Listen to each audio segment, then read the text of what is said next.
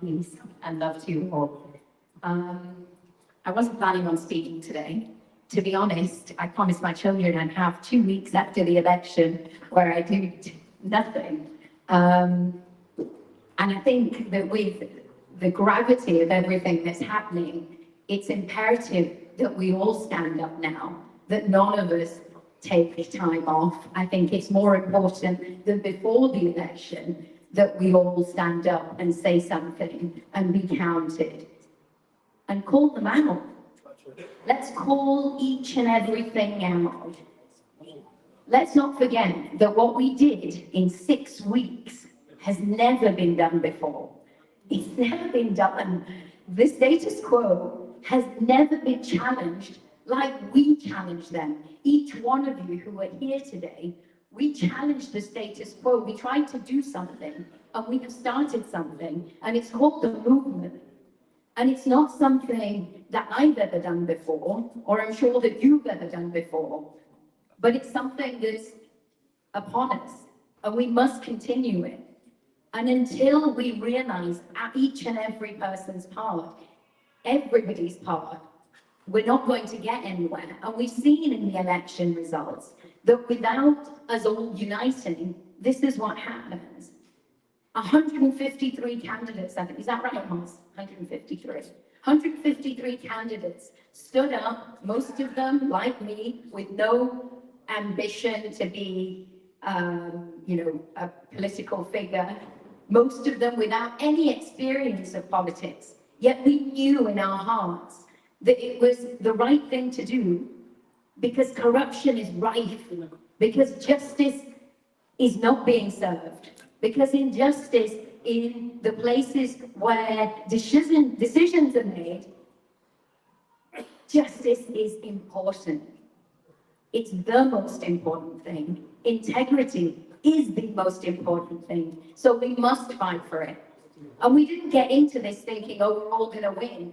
We knew right at the beginning that most of us probably won't win, because 6 weeks to pull off the heist of a lifetime is not just a tall order. It's impossible. But we did the impossible by gaining each vote that we did within those 6 weeks. So we must continue this trajectory. We must continue the fight. And quite rightly on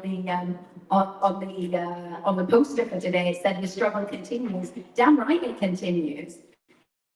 We have to continue it, because without this struggle now, if we don't continue this struggle now, there's nothing for our children to look forward to. There is no hope. Because as we've seen with Keir Starmer's promise of 3 billion, he's promised 3 billion a year to the Ukrainians, instead of promising to take the 30% of children in this country who are living under the poverty line out of austerity. That for me is super alarming. If we continue to stay silent, if we continue to stay disunited, then we're not going to make it anywhere. So we've got to stand up and be counted. Anything worth fighting for has never come easy. And I think we're ready for it. I think the fact that we're all here shows that we're ready for it, and we must continue. Thank you.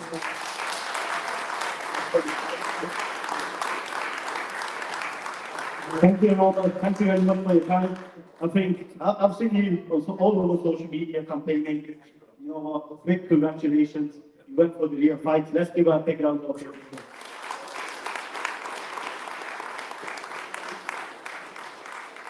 I'm not getting on the spot here. I think it's very important to get Milan, who was selected as our local councillor here in Deeplish. Just to say a few words. Let's give him a big round of applause.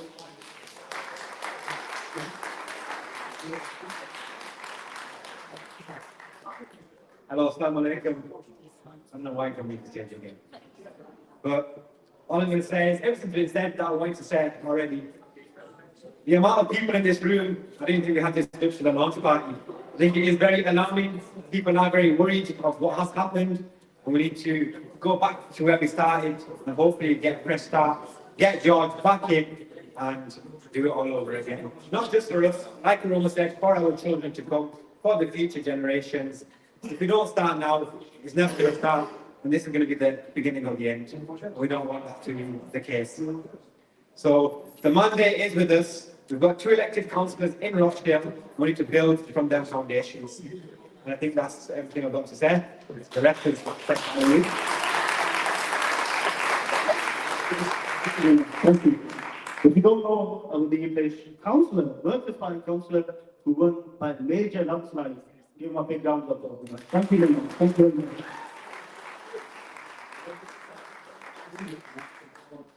Right, guys, the moment we've all been waiting for, the moment I've been waiting for, I did not expect this to happen. I did not expect this to happen. But it's happening. A man who's campaigned for over 50 years for our brothers and sisters in Palestine. A man who has campaigned for those who have been voiceless for many, many years. At the age of 70, he's doing more work when many of us were sitting on the fences. He comes, he travels during the campaign all over London, Birmingham. Handling 153 candidates is not easy. I can handle a group of 50 young people. He's handling over 150 candidates across the UK. And he's the one and only, he's our voice. He's the voices of the voiceless. He's the voice for our young people. He's the voice for our community. It's the one and only, with a standing ovation, George Galloway. People feel that is better because the gap of which you used to the number of people marching to the wall when they're shooting and that's a question is the question. This is the what's up. You don't believe it, can't stay. You don't believe God's up, can't stay because the gap of which you used to the number of people marching to the wall when they're shooting and it's a question is the question. This is the what's up. You don't believe it, can't stay. You don't believe God's up. All you see is war every time you turn your head. Don't step on the floor, all the cries and cries for his head. Look between each wall, see the lights between the lines behind it. Oh, it's coming from the tyrant setting of this sky. I'm just going to pass it on to George now. Guys, thank you very much. Let's give him another standing ovation. George Galloway!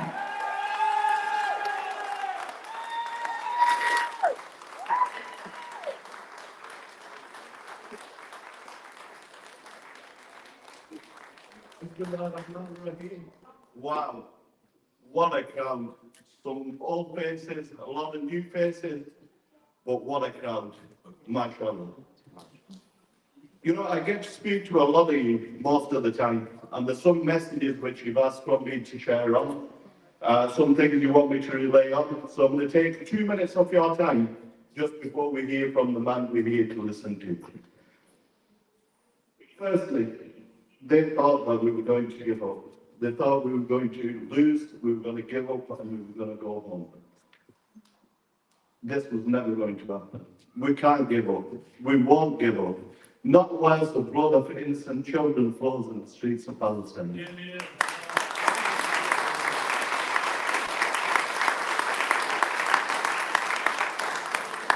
Not whilst the cheeks and the beards are soaked in tears of our brothers and sisters in Palestine. We won't give up. We'll come back stronger. We'll agitate. We'll lobby. We'll do everything within our legal power to call these people out. I'm going to take a quick second just to make a plea. This plea is to our mosques. It's to the council of the mosques. It's to the community centres. It's to our shops. And it's to ourselves too. We have these big lists up in our mosques with lists of the fallen. We've got the ban on Coke, we've got the ban on McDonald's, we've got the ban on Starbucks. Why are we not banning the people that are within our community that propagate and support genocide? Why are we not banning them?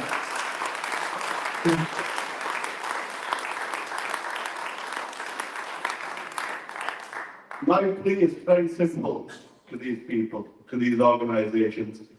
Please start calling them out. start to pointing the fingers at who they are. Take them out of our community. If not, let's stop the pretense. Let's take down the lists. Let's all start drinking Starbucks again. Let's have Coke. Let the kids enjoy the Happy Meals. And let's pretend Palestine is special effects art from Hollywood movie. We're not going to accept that. Please listen to the will of the people. Take on board what we said and take action on this. The second message I've got is that for our councillors, how dare you? How dare you jump up and down in your cheap suits? How dare you sing and chant in your broken English when you have our vote and you live with our money? How dare you jump up and down and support the genocide? Well, sir. Jim.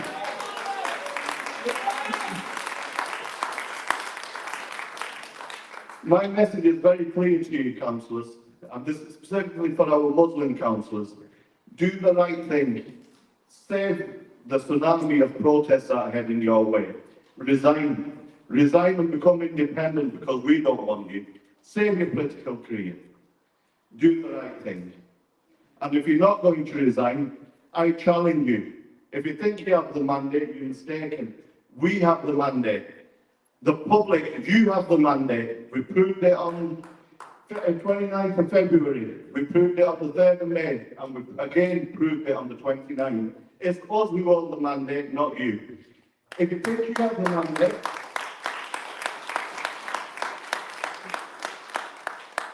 if you think, councillors, you have the mandate, you're mistaken. I challenge you, resign, call a by-election, and I promise you we'll wipe the floor with you.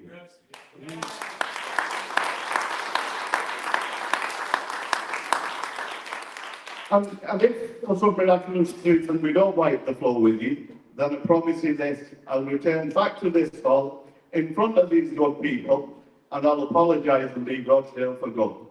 Take the challenge if you're brave enough.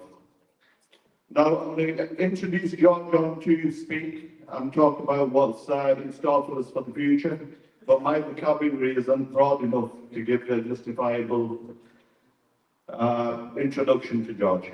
All I can say is this is a man I've spent the last 6 months with quite closely. It's a man whose eyes I've seen wet with tears and his voice tremble when he talks about Palestine in private. Nobody else has seen doing this.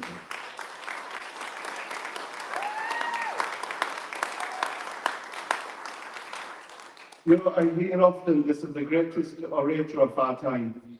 I'll be honest, I've worked closely with him. It's an injustice. This is the greatest living man for the causes that we care about of our time.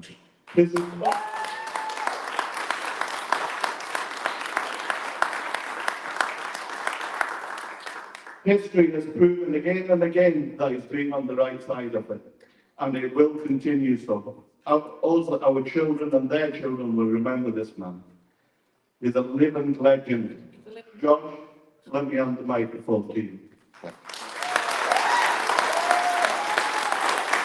Thank you. Bismillah ar-Rahman ar-Rahim. Distinguished elders, scholars, councillors, brothers and sisters, comrades and friends, Assalamu alaikum wa rahmatullahi wa barakatuh.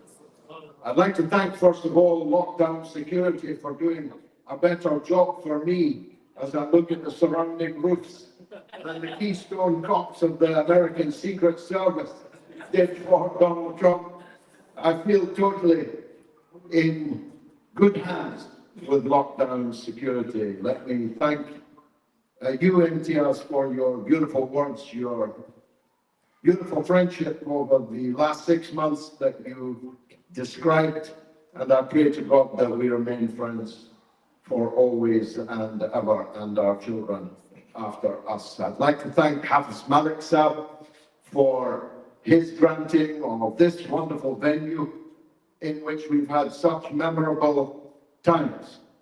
And I'd like to thank each and every one of you, including the large number of people standing outside the door at this mammoth rally, which launches the fight back in Rochdale. Someone asked me in the car park of the mosque, what's going on I said, we're going on. I'm going on. That is what's happening here tonight. We will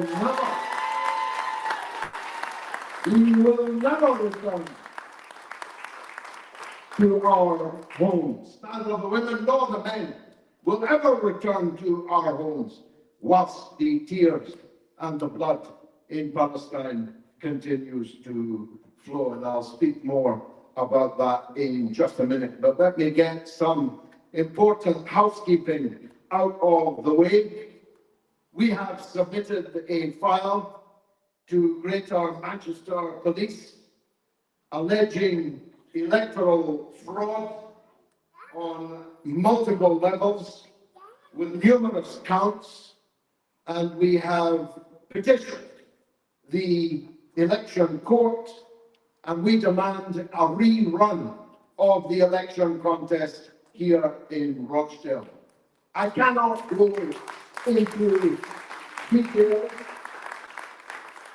as to the minutiae of the case, but two of the most important, globally important in the first case, causes for the petition are the activities of a Zionist organization called Hope Not Hate, which should really be Hate Not Hope.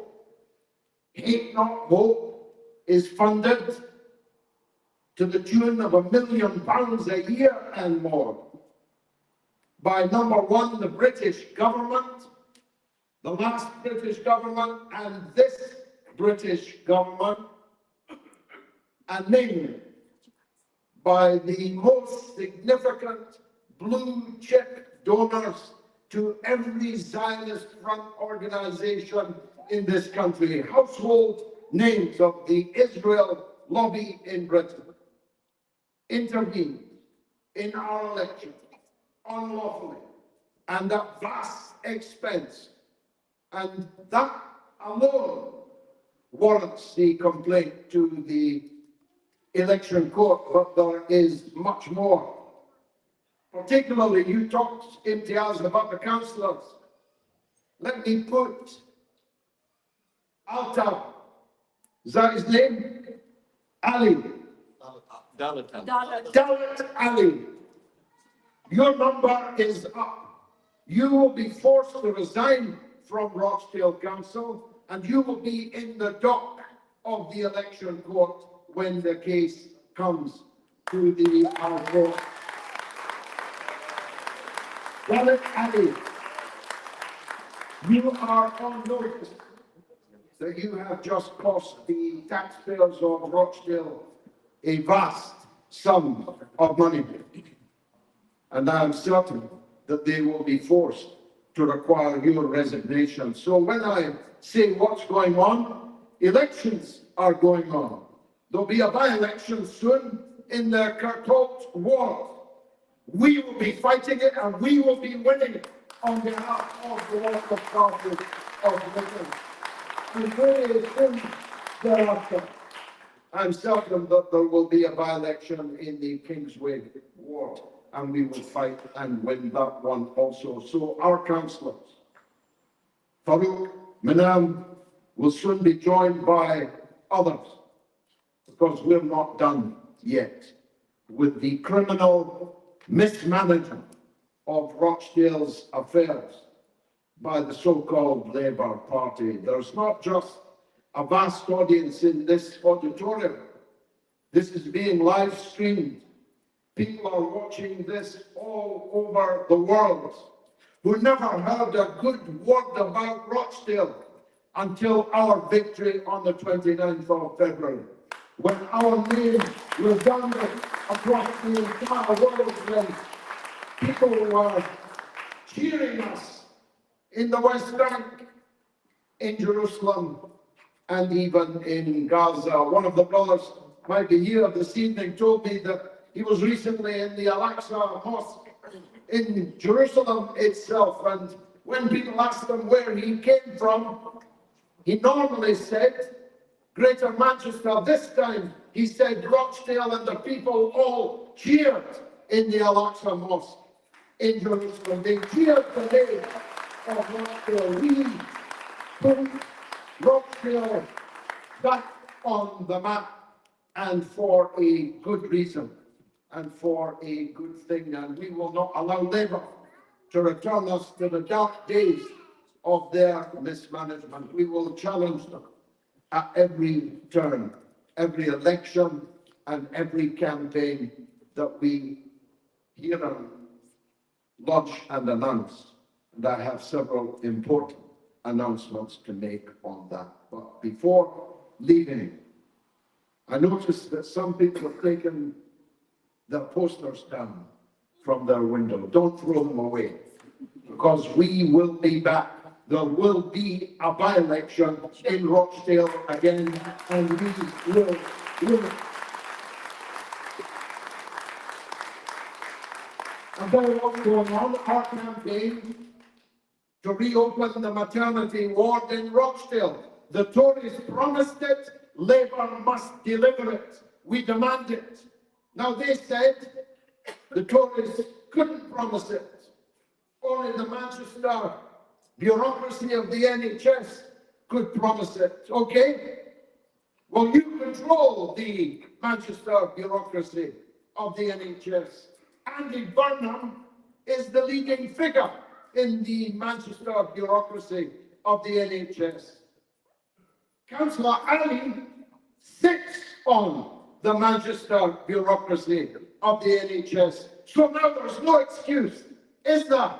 Reopen the maternity ward immediately. That is our basic demand here in Rochdale. Now, Paul, who says we can't have a maternity ward, we must have a birthing centre instead. They love these words in New Labour. They find it difficult to define even what a woman is. They think a man that identifies as a woman is a woman. They think breastfeeding should be renamed as chest feeding. They think the word mother should be dropped and replaced by people who give birth. Well, whether you call it a birthing centre or whether you call it a maternity ward, we demand it immediately and without delay. You're the government. You are the government. You control the NHS in Manchester. There's no hiding place now for you. You can't blame it on the Tories. Let me tell you, in parenthesis, when I went in, all guns blazing, to Maria Caulfield, the Tory Minister for Health, she held up her hands and said, let me tell you, before you go any further, it wasn't us that closed your maternity ward. It was Labour that closed your maternity ward. Labour in Manchester closed your maternity ward. Well, Labour, we demand that it open now. But Paul Who says it can't be a full maternity ward because we don't have an A and E. Well, who took away the A and D? Who can return the A and D? We demand both a maternity ward and an A and D in the Rochdale Infirmary, and we will never stop fighting for it. We'll never stop fighting. I see Rochdale Council put out on social media the other day, telling us as if we needed telling that diabetes is a particular problem in Rochdale. So is asthma. So is illness caused by damp houses, cold houses, inadequate houses. We've got 7 sisters just up the road, and we will continue to defend their virtue. Reopen the 7 sisters. Refurbish the 7 sisters. Who are homeless. People are people on the waiting list. In the 7 sisters. We see tower blocks in Manchester. Welcome to our dear brother Shabazz Sarwar from the Manchester City Council. We see what they've done with tower blocks. We demand the same. We're not second class here in Rochdale. We won't be treated as second class. neither by Andy Burnham nor by Keir Starmer.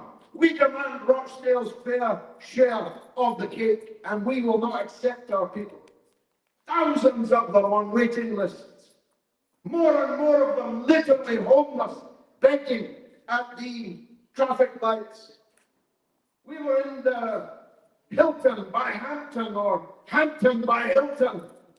£80 a night. It's full of homeless people. £80 a night paid by the taxpayer to Hilton for homeless people when there's hundreds of flats empty in the Seven Sisters. We demand that our people are decently housed in warm and dry houses, that campaign will go on for as long as we here drop dead. We are here to stay for domestic reasons as well as for international. And Imtiaz touched so movingly on them in his opening remarks. Who knew that David Lammy, the new Foreign Secretary of Britain, who knew his first overseas trip would be to go and shake hands with the mass murderer Netanyahu in Tel Aviv this afternoon, proudly shaking the hand, the blood-stained hand of the people who have massacred. According to a letter in the Lancet last week, 186,000 Palestinians in Gaza in 10 months. That's 8% of the entire population of Gaza.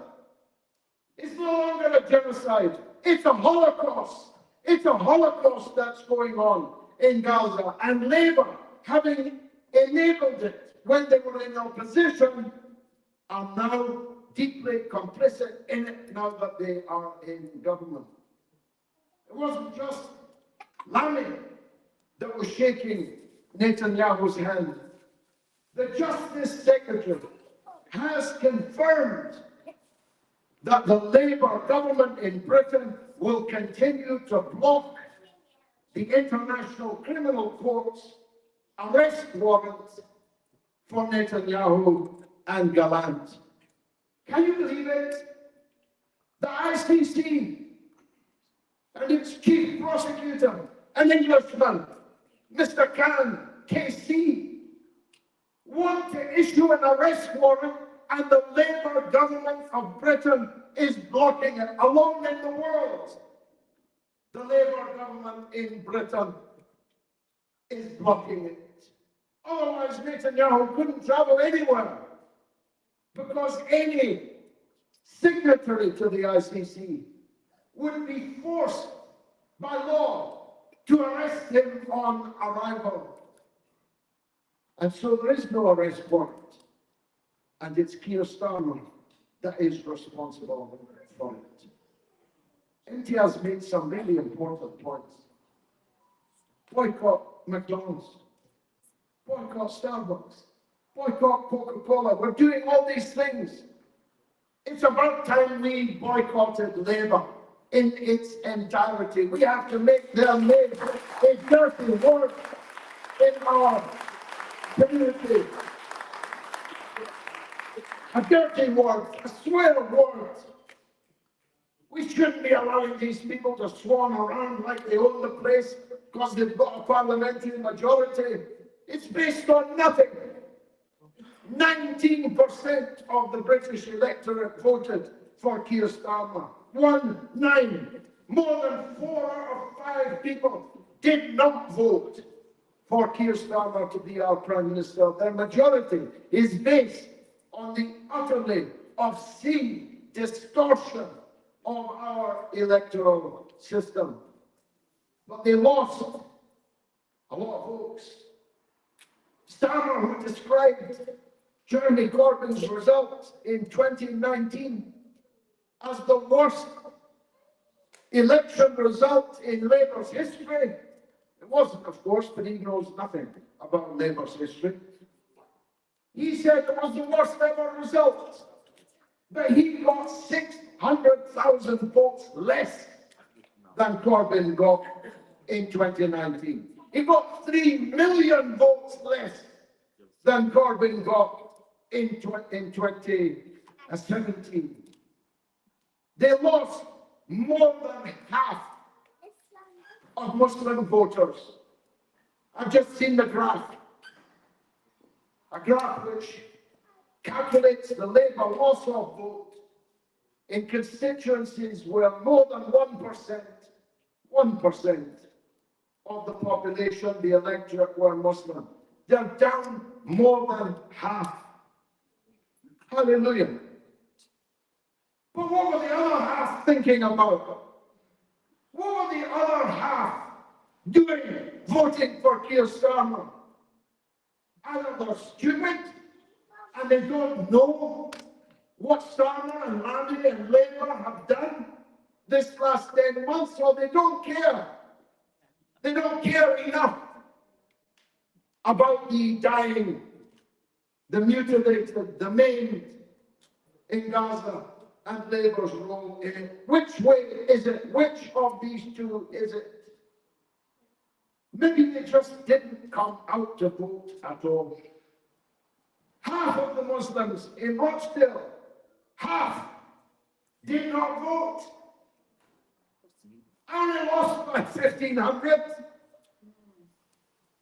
If 750 people that had voted Labour voted for me instead, I'd be the MP for Rochdale. So one of our first tasks, Cynthia, is to find out why the half of Rochdale's Muslims did not vote, and why some of them voted Labour. I saw Bengali voters voting Labour.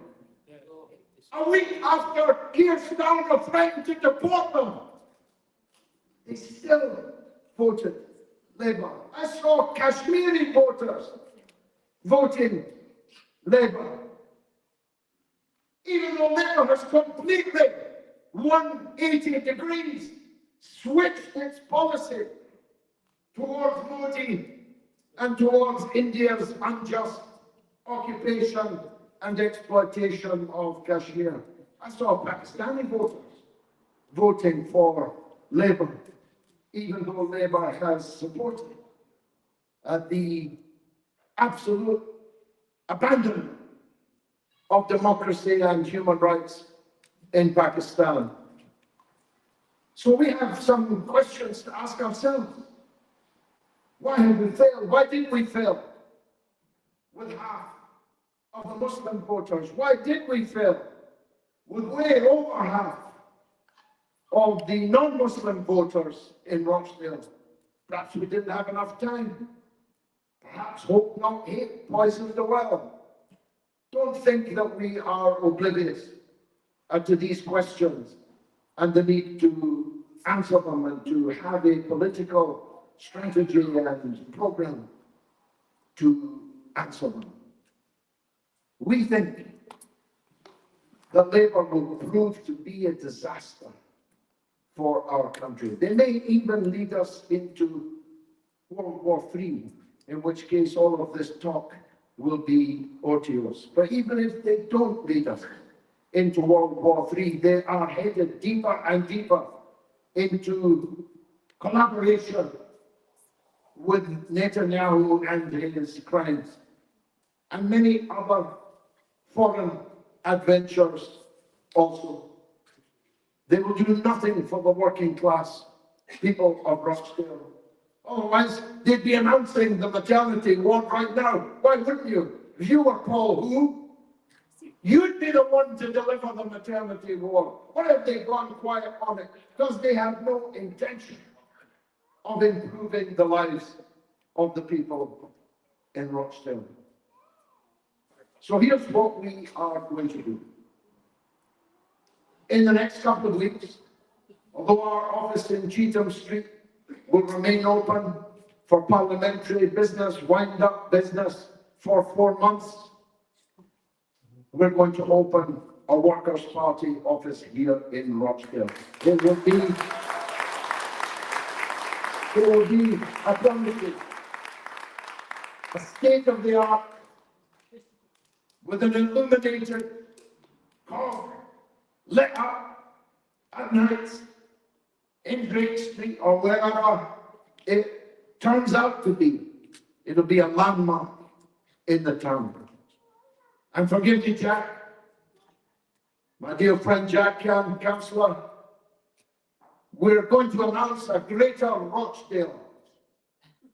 I know you think you're Oldham, Bolton, Bury, but Rochdale is the heart of the matter. So a Greater Rochdale Workers' Party is what we are announcing here today.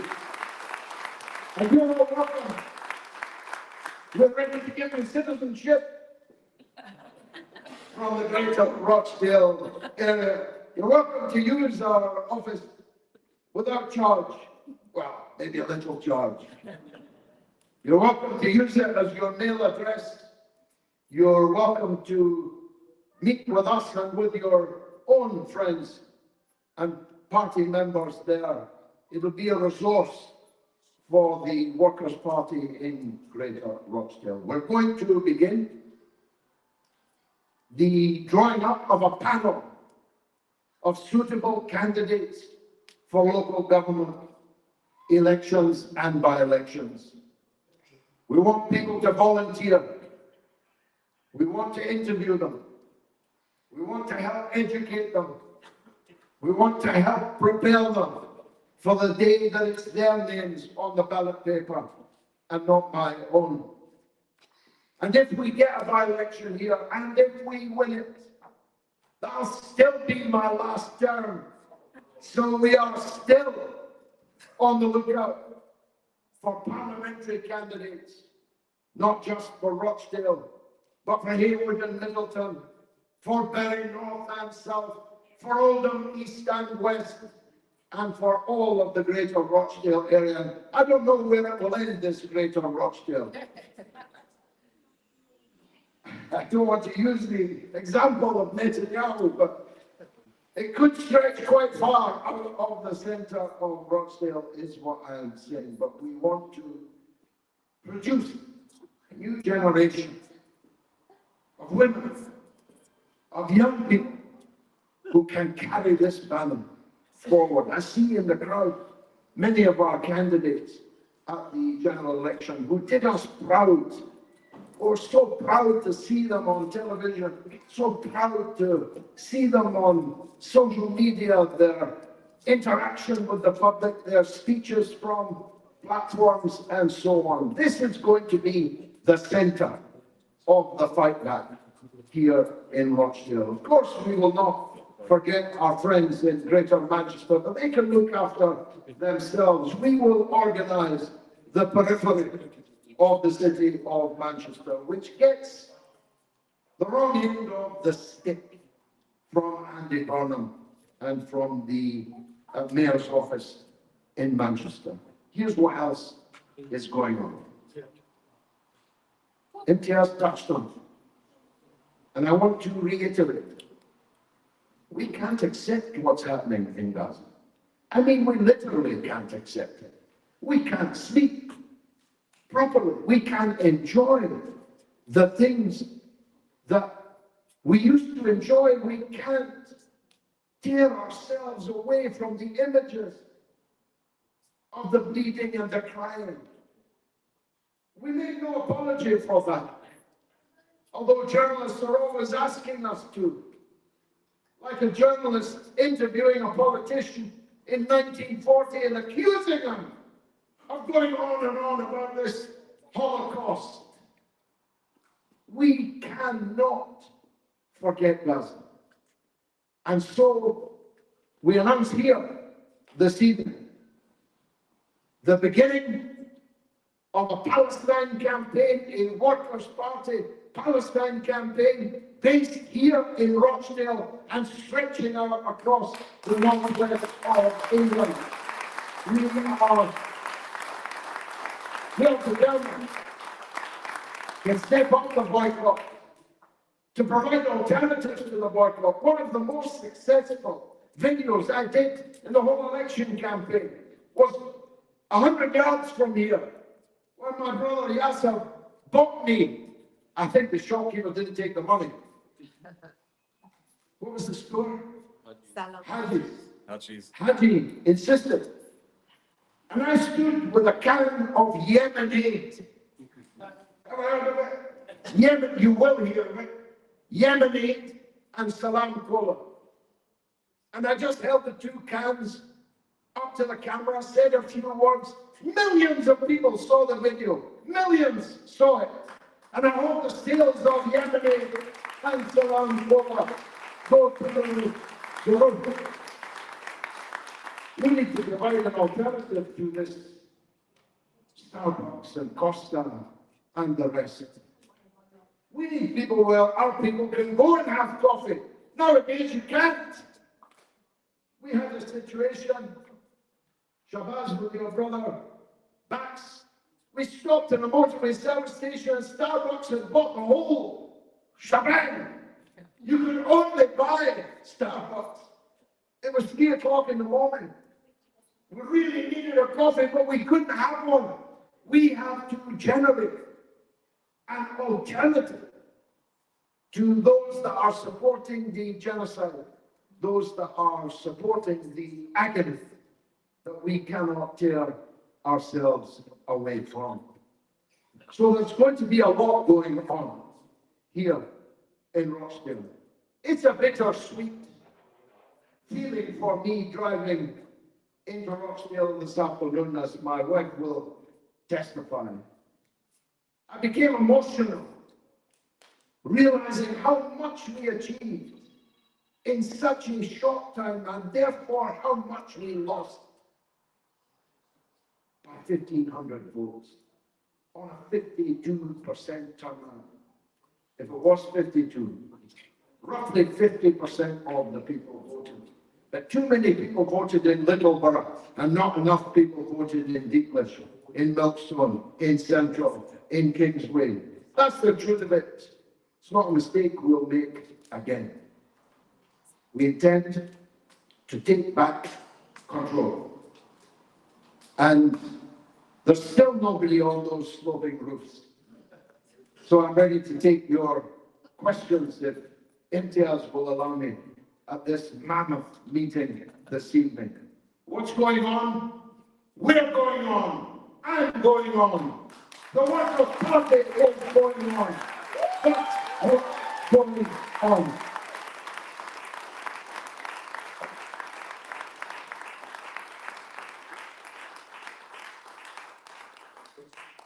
If you've got a question, let me know. I'll bring the mic to you. Put your hand up. Okay. The nearest one here. Thank you very much, George. My name's Dave Potter. I'm the agent for Roma Hassan in the campaign in Ashton-under-Lyne. My question, I just want to say, and it probably applies to everyone who campaigns, that we work so hard. A couple of the campaign managers here, and we work every day, every night.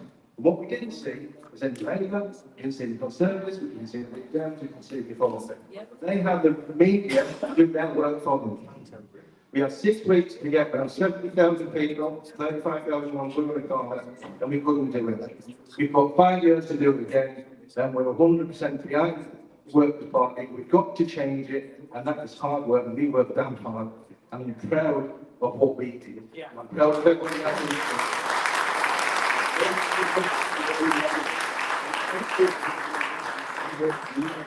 Well, Aroma was one of our most wonderful candidates. And if anyone deserved to be successful in that election, it was she. And I believe I said this to her on the eve of a poll, that she has a big future in the Workers' Party as a national figure, as a national leader. She started the campaign in Ashton-under-Lyne, virtually unknown anywhere else in the country, and she ended it a national figure of significance. And that is a tremendous achievement to Aroma, you, her agent Dave, and the other campaigner. It is undoubtedly the case that the Workers' Party profile will inevitably change. Many, if not most, of the people who played such a great role, including us, the national election organizer, are not presently in the leadership of the Workers' Party, and that will change soon also. So the Workers' Party, by the end of this year, will look different. It's very much bigger for a start, and its structures will have to adjust to accommodate that. We'll have, or at least I'm going to push for, a Congress early next year or late this year, which will renovate the leadership and the profile of the party, which needs to look rather more like this audience than we currently look. We need to look like our voters. We need to look like our electors.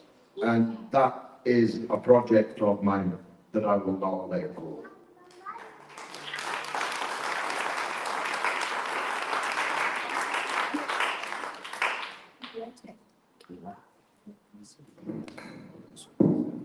Assalamu alaikum. My name is Fawzia Khan. I met brother many years ago.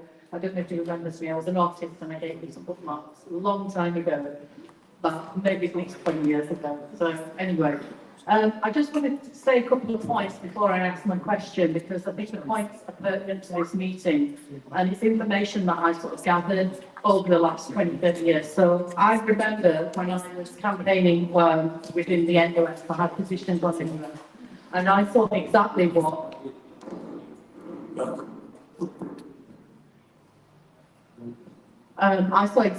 Labour was. Labour is so deeply embedded with Labour Friends of Israel, it will never change. And I did a very short video on my Instagram about what I saw, with my own eyes, how they behave. And that was 30 years ago. And I've been proven right again and again and again. When Tony Blair stood, I was asked, well, who do you think we should vote for? I said, don't vote Labour. And we were proved right about that. I also wanted to make a point about the hospitals. You mentioned that I didn't know that the maternity had gone in Rochdale. Well, we've already got a privatised hospital in Manchester, and I'll explain to you how that was done. And it was done through Labour policy. What happened was the Manchester Royal Infirmary had a lot of land around the hospital and they wanted to develop it. So they sold the land to developers, and then the Eye Hospital, St Mary's new building, and the Children's Hospital was built on that land. And then the developers leased it back to the trust at an exorbitant rate, and they nearly bankrupted the trust. So then the trust was handed over to Manchester University. And Manchester University is a business, it's a private business. So that hospital is now completely privatised because it's been run by Manchester University. And they've also taken over Trafford General, which was a very, very good hospital, and Wythenshawe. I mean, I've recently had experience in Manchester Royal. I've never set foot in that hospital ever again. It's on its knees in terms of decent treatment and so on.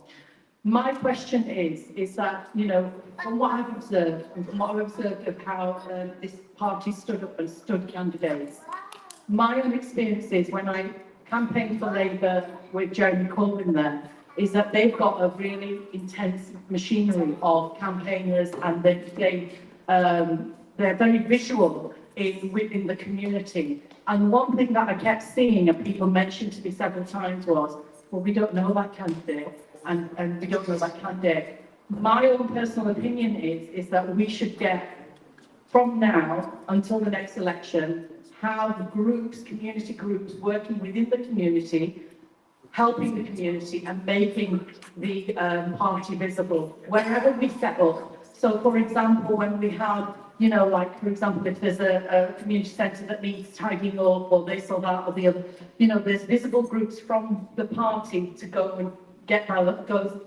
those tasks done. How are we going to? Because you're based in Rochdale, but I'm going to be moving to Leeds. I've been based in Manchester a long time. How are we going to keep the momentum going in other areas? And would you accept other offices opening in other cities? Well, thank you for that. First of all, the hospital situation that you described is PFI, and we are right back smack in the middle of PFI all over again. That's how they intend. They've openly said so. They intend to fund anything that is going to be funded through the private sector. Now, the hospital that you described is the one that one of our children was born in, and it is a private business. The university is a private business. The land is owned by a private business. The pharmaceuticals in the hospital are provided by private business, and it will only be a matter of time as Wes Streeting, the rancid Zionist health secretary, who got in by just 500 votes and is still strutting around like nothing ever happened, has made plain that the future of our health service under them will be privately funded. And if it's privately funded, it can only be a matter of time before you are forced to fork out for treatment that you receive, even though you've already forked out for it through the taxation system all of your working life. Now, our son, our youngest son, who's 10 this very day, I don't know if he's in the room, our son, Torrin, stand up, show them your sling. He's 10 years old in a sling. We had to go to the accident and emergency on something like a week past Sunday. This is his first week in a sling. And the beauty of that infirmary, that accident and emergency, those nurses, those doctors, is something that we should be intensely proud of. That we were the first country in the capitalist world to win a free health service, free at the point of need. If I had been in America, his including an overnight, his 2 days in that infirmary getting his elbow wired up and fixed would have cost tens of thousands of pounds, would have bankrupted almost anybody that had to go for that service. We need to fight harder to maintain our national health service. We need to fight harder against those that wish to privatize it. And we have been sleepwalking. We have been led down a path which ineluctably leads to full privatization, halfway to privatization, as we already are. And of course, you want to know how you can impact on the community, you need to get Hassan. You know that young boy that opened for me this evening? This young man is everywhere, in every community event. In fact, he puts on half the community events. He's exactly the kind of young man. Sorry for calling you up. Exactly the kind of young man. Everybody needs a Hassan. Every branch of the Workers' Party needs a Hassan. Every community needs a Hassan. Who he literally picks up the litter. He literally fixes things for people that the council has refused to do, even though the people have paid already in ever-increasing council taxes for the services that they are not getting. And we need to be involved at every level. Councillor Manam will tell you there was a local community association here in Deaglish, which had been run by Labour grandees for decades. They didn't see us coming. We turned up at the AGM, we turned them out, and now our people are running the community association in Deaglish. That's the starting time Councillor Manam on my right. That's what we need to do. These are all unguarded fortresses. Labour's power is based on nothing, except no one challenging them. Well, we intend to challenge them everywhere that we can. In Leeds, in Manchester, in Greater Rochdale. That's a phrase that's going to stick. Greater Rochdale. Everybody be applying to join Greater Rochdale before we are finished. Any other questions? So there's any more questions, but I'd like you to keep it to a question because I want to hear George. Okay? No great long comments. Assalamu alaikum everyone. Alaikum salam. First of all, I have to say, Mr. George Galloway, thank you very much. You provide us this opportunity today. And secondly, thank you very much you choose Rochdale for Workers' Party. It's very, very important and it's a great thing. I would like to clap on that. It's a very, very big thing. Bring the team in local politics and the national politics. It's very, very important, particularly in Greater Manchester. The greater question. No, it's really no good. But anyway, I will ask you the question straight away now. But so many things I want to appreciate through my whole team anyway. My question is, what we can say next 6 months, how many by-elections, including MP, in Rochdale? Well, 6 months is a bit of a tight time scale. The election court, the one I remember best, and I remember it for two reasons best, is what happened in Oldham West, where the Labour MP Phil Willis was disqualified and banned from Parliament for life for lying about his opponent, Liberal Democrat opponent, in the general election. I don't remember exactly which one, it may be 2010. But Oldham West was the last place I properly studied as an election court decision. The verdict was devastating. Labour lost the subsequent by-election, and they've never actually been the same ever since. And neither has Phil Willis. I remember him well because he used to work for me. He was a former employee of mine. And there he was 1 minute, not just an MP, but a minister at the Home Office. And the next minute he was disqualified from Parliament and never allowed to stand again. I very much hope the same thing will happen here. But that all took the best part of a year. The by-elections, we demand a Kirkcaldy by-election right now. The Kirkcaldy councillor is the MP for Haywood and Middleton. How can she also be a councillor in Kirkcaldy? And if she doesn't move soon, we'll take the legal steps to force her to demit office as a councillor in Rochdale. And we intend to fight that by-election hard.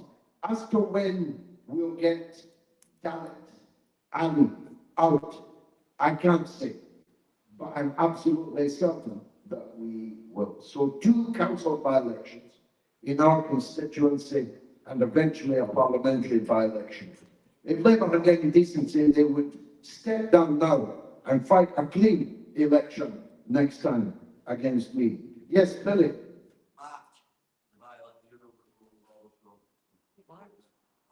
In March. It's going to be in March, he says. In March? So she's going to remain a councillor and an MP for the best part of a year. Well, I don't think that's acceptable. And the people in the ward are going to have to start organising a petition to get thousands of signatures to tell her to resign as the Kirkcaldy councillor. And we'll organise that. I've been telling her every day since she's been elected in there. Yeah. Any other questions? Yes, ma'am, at the front. Yeah, I've got a question. Yeah. A video being circulating with 2 people taking boxes into this counting area, and at that point you was actually in the lead, is what I was led to believe. Is there anything you can tell us about that or not? I can't accept to confirm that's one of the issues in the petition to the police. The police are investigating our complaints now. It wouldn't be right to publicly comment on them, but I can confirm that is one of the issues. We weren't actually leading. There was 122 each. 122 bundles for me, 122 bundles for Labour, and then, hey presto, in the middle of the night comes in the famous 2 black boxes. Yeah. Was there someone in the middle that I missed? And there's one there. Yeah, you take them then, you choose.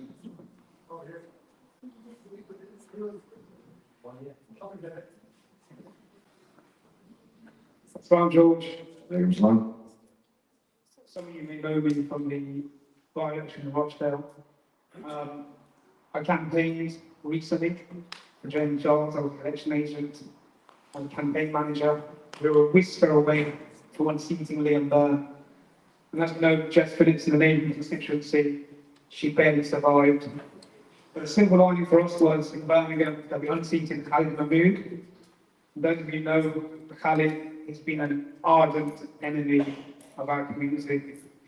But during the course of the campaign, started to kind of put out whether we get the toolkit, because I think it's essential for our campaigners to understand, for instance, how the count works, sampling, and also just when it comes to like canvassing, how to have an effective campaign. And the other thing being, when we are going to have candidates standing, that will we be able to join in the process. I know the sister at the back mentioned earlier about ensuring that we have stakeholders in the community, that our candidates are known. So it's something that I believe is quite imperative, because James, as you know, was a unknown figure, but by the second week, mashallah, the campaign that we did, he became a household name in the Hodge Hill. So just want to know whether we'll be able to roll that out in the coming months. Well, you've got the job. There's nobody better to do it than you, Faruqi. First of all, thank you for the great efforts you made in our by-election, which was victorious. And the two candidates that we stood in Birmingham, I should have said that we got 210,000 votes for Workers' Party candidates. And if you add those independents that we most closely were associated with, the figure is more than 250,000 votes for a party that was blacked out of the television, the debates, the opinion polls, never mentioned unless it was to attack us. 250,000 votes is an unprecedented number. But in Birmingham, our Workers' Party candidate, James Giles, came within 1,500 votes of defeating one of the biggest figures in the Labour Party, and our candidate, Jodie McIntyre, came within 800 votes of defeating an even bigger Labour figure, Jess Phillips. That's how close we came. And other independents came within 500 votes in Leanne Mohammed's case in Ilford, and so on. I mean, Labour lost 5 seats to what can now be called pro-Gaza independents, though they are much more than that. But they could easily have lost 5, 10, 15 more, including the one here in Rochdale. So their majority doesn't look, or rather it looks stronger than it is. But you're right, that's why I said our new headquarters here will be used to provide a toolkit to people who want to be candidates. People should think now, and don't be shy about it. Think now about whether they would like to be a council candidate. In 2 years' time, in the case of Rochdale, all the seats will be contested. Now, experience is not everything. Ability counts, but ability plus experience is a winning ticket. And we've got the brains, Dr. Dawood here, the strategist. We've got the brains that can plan campaigns and research issues. And we've also got the practical experience of winning elections. I've won 7 parliamentary elections. 3 of them as effectively an independent or small party candidate outside of the political system. It can be done, and there's never been a better time for it. The number of people who voted either Labour or Tory this time was 52%. That's of the people who voted. That's the lowest figure ever in history. Going right back to the foundation of the Labour Party, there's never been a smaller proportion of the people who voted for Labour or Tory. People are turning away from the established parties. They're looking for independence. They're looking for new parties. They're looking for a fresh approach. It's up to us to give it to them. George, I just wanted to add something to that exact point, that the party is actually, at the moment, in the next 2 weeks, organising leadership courses and how to become elected councillors and members of parliament. It's an actual course that the party is running, so it will start on the 28th, and from then on, hopefully, we're looking for candidates to come and take part in the programme, and we are looking to train you to be able to do the job as an MP as well as a councillor. There'll be a way for you to get involved in that programme. Just check the website, the party website. There will be a place for you to sign up to basically take part in that. So I'm going to pass the microphone off. Hi, my name is Imran and I'm an agent for Shanaz Sadiq from Model 7 Workland East. I hope you're okay. It's going. Welcome. It's absolutely fantastic to see you even more high spirits. You know, normally the people say that when you lose elections, especially a politician, you see the next elections. But this what you're doing is a motivation which we all need, and you will see the results of this in coming local elections. I just want to quickly mention your Workers' Party's candidate, Shanaz Sadiq, your Workers' Party brought Labour's 25,000 votes to 14,000 single-handedly. The winning margin there in order, the strongest hold of Labour is 10, now the winning number is 10,000, which is a huge achievement of Workers' Party and your party under your leadership. My suggestion would be to concentrate on local elections in 2026. And suggestion is, if when you make this office, all is standing here, Rochdale, if we can somehow channelize all the votes from Northwest to this office, the issues people face at local level, because this is one most important learning from this election. The people, they're only bothered about tiny, small issues. So any local issue in Oldham coming out and you are raising voice as party leader, I think that will make huge difference. So I would say if you can comment on that, if you can do that, that will be great. Thank you very much. We definitely will do that. We will make the office here a headquarters for the whole of what I'm jokingly calling Greater Rochdale, and of course Oldham is very much a part of our purview. We intend to fight all of the local council seats in all of Rochdale and surrounding area, and we need candidates for that. So think if you could be one of those candidates. Yes, sir. The youth needs a youth club. Are we going to have one, or the youth can stay on the streets forever? Yeah, well, I think they are. It's a very good question. It's a very good question. Youth services are non-existent, not just here, but across this region. And the devil finds work for idle hands. Of course, there are plenty of private facilities, but you need money for the private facilities. By the grace of God, I've got money, so my 17-year-old son, he's in everything. He's in a gym, he's in a swimming club, he's in a football club, but if I couldn't give him the money for these things, he wouldn't be able to be in any of them. And he'd be on the street along with so many other young boys and men.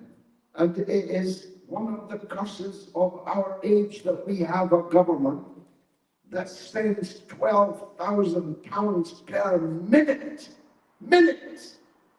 just on Trident, never mind on the rest of the weapons, and on the rest of the wars, just on nuclear weapons. We spend £12,000 a minute We could get a youth club open every 5 minutes with that kind of money. And a stitch in time saves 9. And any housewife, any man knows that. A repair now saves you much more later. Now we've got a youth section in the party. You like this in Rochdale, we're called the Pioneers, like the Rochdale Pioneers. The Workers' Party Pioneers has a big future ahead of us, and that's what we need. So if you've got kids, not very small kids, but kids from 10 upwards maybe, you should enroll them in the Workers' Party Pioneers. Young Hassan will look after them thereafter. Yes, sir. Jahangir Mohammed, this is a question for everybody really to focus on, a strategic one. The biggest issue I think we have with any left movement, yourselves and even the independents, is getting the non-Muslim vote. If you do what Nigel Farage, the one-trick pony, does, which is bash migrants and Muslims, you'll get non-Muslim votes. Obviously, we can't do that. But as Farage and Reform take shape and we drift rightwards, more right-wing, towards something approaching France, this poses a real challenge for all of us on how we're going to check that drift and how you can compete with it, not compete with it, but how we can counter it and reach those parties, given that the media peddles the same message and has been doing for 20-odd years. Bash the migrants, bash the Muslims, and even Starmer did it with bashing the Bangladeshis. So I think the Workers' Party need, what's your strategy to do? Yeah, I'm sure, I hope that that question was picked up for the national and international audience that are watching this online right now. But just in case it wasn't, let me restate your question. The gentleman asked the powerful question of how we break out, as it were, of the minority ethnic communities and compete with the likes of Farage and the Reform Party and their populist right-wing populist appeal to the masses. And the gentleman said that we may be on a drift towards the situation in France. So let me start with France. My equivalent, Jean-Luc Mélenchon, won the parliamentary elections in France just last Sunday. He came first, and the Faragiste Le Pen came third. So these people can be defeated. The first task in defeating them is to make sure all the people we're defending come out and vote for us. Yeah, because if there are people in Littleborough that hate me, they hate me because they hate you. And they see me as you. They see me as your voice. So, for God's sake, for a starter, make sure all of you vote for me. And we're some way short of that. The second task is, as Jean-Luc Mélenchon did, to advance a program and a critique of the existing parties that is in the interests of the mass of the working class people. And we're provided now with enormous opportunity in that. So in the case of France, the Mélenchon Popular Front, I should say in parenthesis, Mr. Corbyn rang me a week past Saturday and we had a long conversation on the telephone, and I told him then, and then I publicly did it the next night on the Mother of All talk shows. I call for a popular front, just like in France, with Mr. Corbyn in the lead of it. And I very much hope that that will happen over the next weeks, months, hopefully not years. But the program of Mélenchon was for a reduction in the retirement age back to 60. Liz Truss has just proposed that our retirement age should be 80. 80. Liz Truss, who's got a prime ministerial pension at the age of 46, having served only 49 days as the prime minister, she's got a pension, mother of all pensions. She called today for our pension age to be 80. The average age of death in this country is 80.1. So she's effectively called for the abolition of the old age pension. We'll get 1 month's pension before we die. That's the policy of the Tories.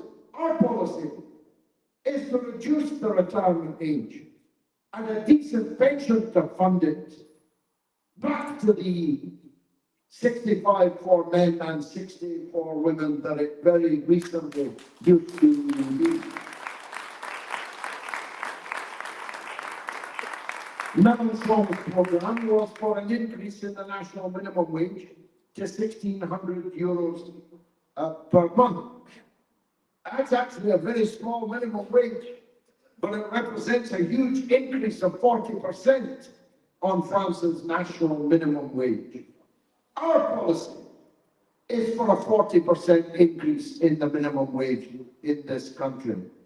And so on through the domestic issues that appeal to everybody, we must sharpen our message, enhance our campaigning on things like maternity hospitals that benefit everybody, on things like A&E that benefit everybody, jobs, houses that benefit everybody, higher wages, lower tax. Our policy was to take everybody out of tax until they earn £21,000 per year. That's a policy for everybody. Now, of course, we'll never win racists, at least not for a long time. Our task is to stop people migrating towards racism. And here's an important statistic. We're thinking about these things all the time. I want to assure you. One of the biggest surprises to people was in the 18 to 24 age group. There was a huge increase in the vote for Farage. People expected that older people would vote for Farage. Nostalgics, thinking that we can go back to what Britain was in the 1950s. Wasn't that great, by the way? I was there. When you went out for your dinner, it was fish chips, tea, bread and butter. That was your dinner. Thanks to all of you, it's rather tastier nowadays. But the reality is that in the 18 to 24 age group, a disturbingly large number of people voted for Farage. We have to win these people. These are, and Starmer's going to cut the voting age from 18 to 16.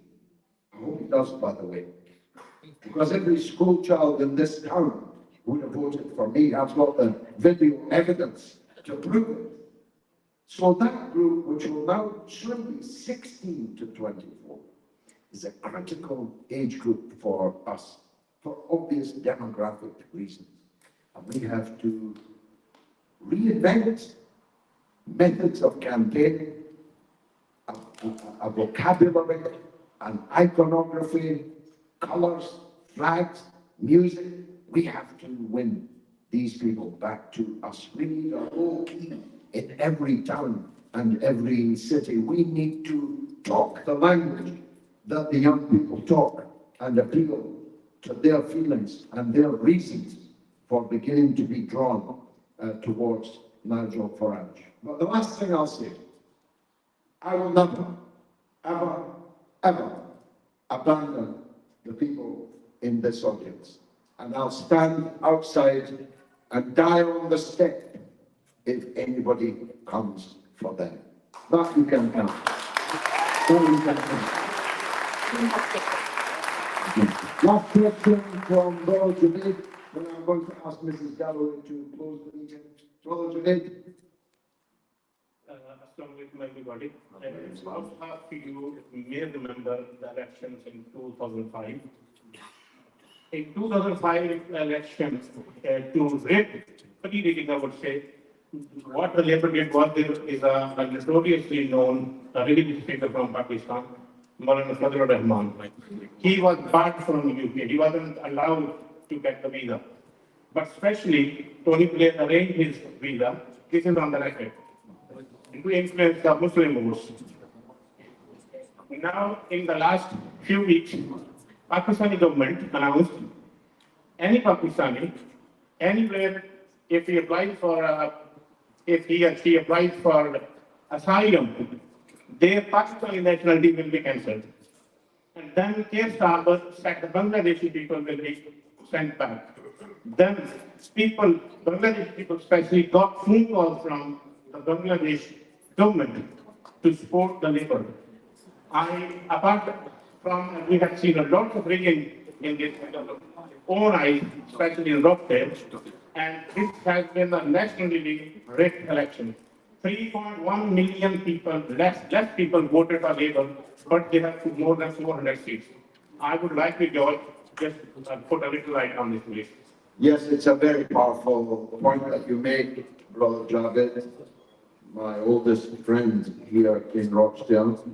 I can't yet explain it, but more and more research is emerging, which is beginning to explain it. When I was in East London, when I won the Bethnal Green and Bow general election and retired Una King to California, the Bangladeshis told me that the work for benefits in their community was Labour. You got your Labour, it meant you got your benefits. And there's evidence in several places across the country that Labour councillors and activists, such as there were saying to Bangladeshi origin people, you have to vote for Paul War or you'll lose your Labour. You'll lose your benefits. Now this is obviously an issue that will die over time because some of the smartest people in the whole country are of Bangladeshi origin. They're the most successful of all the immigrant groups to Britain. There's some splendid examples sat in the front there. These people are never going to fall for that kind of junk. But their grandparents can still fall for it. Their parents even can still fall for it. So over time, that kind of shenanigan will die. But the fact that Labour has already betrayed the Muslim community in Britain, not just on Gaza, but directly. Starmer singled out the Bangladeshis 3 times, and John Ashworth said exactly the same words on exactly the same day. So it was a line that they had decided to take to pick on the Bangladeshis, to appeal to Nigel Farage type voters. We have to drive home the point to the Bangladeshi origin people in our midst. These people are no friends of yours. Why would you vote for them? They've stabbed you in the back, in the front actually. Why would you vote for them? The fact that Pakistanis will no longer be able to apply for political asylum here, because according to the British government, the Pakistan government can be fully trusted to look after people's human rights back home in Pakistan. This is another stab in the front. Quite apart from Gaza, which is an overarching issue for all the Muslims, or ought to be. I personally believe, I may be wrong, no one's come up and said it to me, but I personally believe there are a lot of Muslim voters in Rochdale who were very sad that they had not voted on the 4th of July. Mufti Saab here in the Central Mosque made a speech about it. He raised the issue of Zain al-Abidin, and everyone's head went down, I'm told, in the khutbah. Everyone looked at the ground because Mufti Saab was saying if you voted the wrong way or you did not vote, then you have done a very sad thing. And so it seems to me quite likely that there's definitely more than 1,500 of the 50% of Muslims who did not vote wish that they had, and wish that they had voted for us. I believe that. I'll always believe it. I don't know if I'll ever have evidence of it. But in my heart, I feel that I know it. But we pick ourselves up and we fight on. Now, we spoke about youth. Mrs. Galloway would like to say a word, if you will allow her, about the women's vote and the importance of women's organization. Over to you.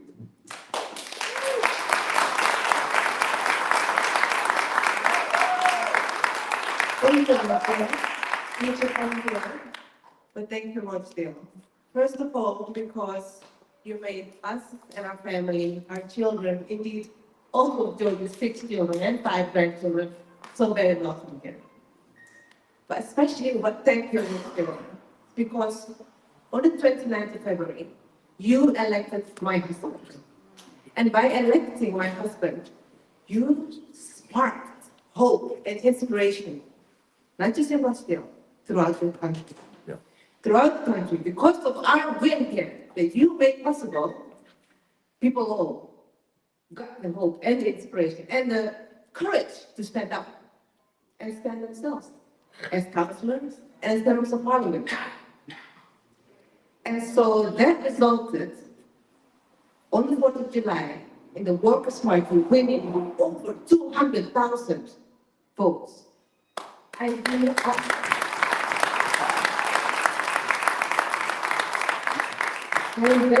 never forget that. Because this was the key issue.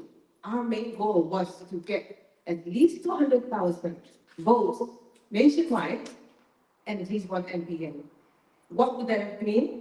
That would have meant that Workers' Party would have been elevated, super league in the parliament. We would get subsidies, good funds, we would get privileges, all the things that made us a proper party that they could no longer ignore as they had done during the general elections. And we were so close to it. So close to it.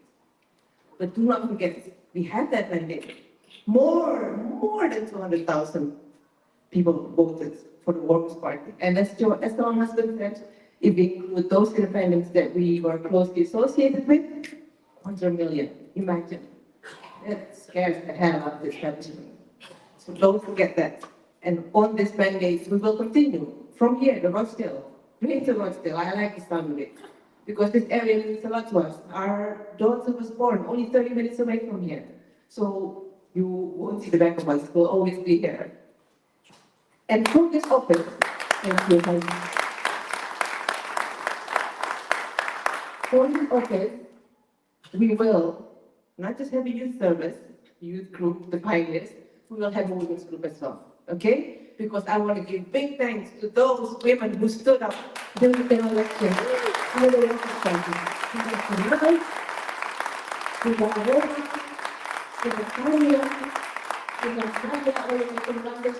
I apologize if I missed anyone. Yes! All of us, thank you so much. We've got so many throughout the country.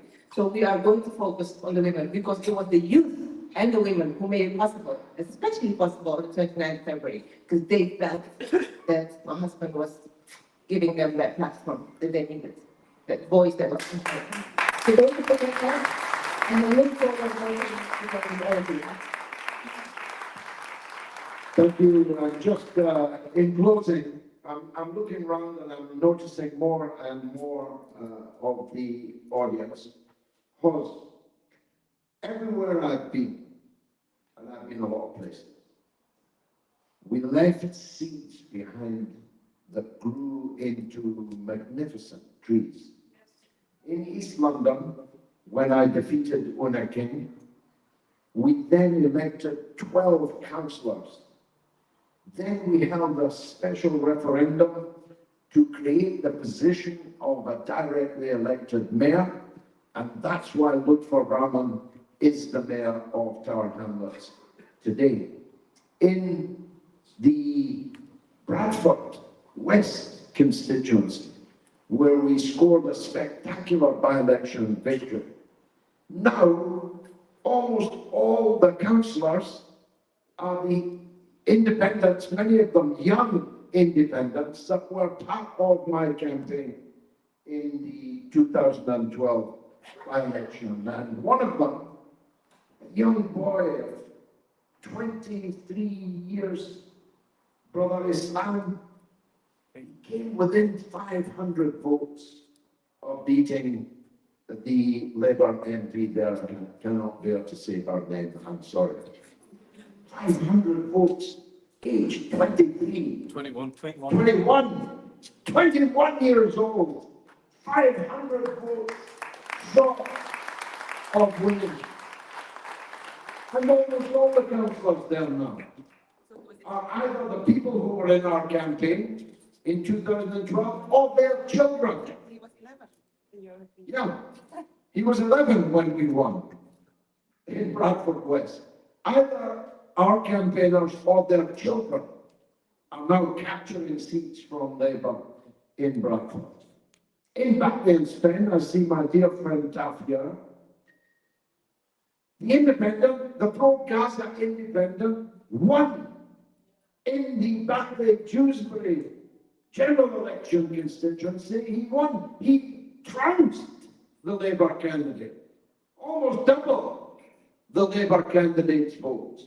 And at the core of his victorious campaign were the people who were at the core of my by-election campaign, the Starmer Out by-election campaign of just a couple of years ago. And the same will be true here in Rochdale. The only difference being, as my wife just said, we ain't going nowhere. We are here in Greater Rochdale to stay. Thank you very much for being here this evening. Ladies and gentlemen, some of you may want to come and see George. Can I ask you if you can line up on this side? And we're going to have the table removed and you can come and shake hands with George if you want to. So come to this side, we go from this side to this side. We move the table. Stay on this side. यार बंद करो ना close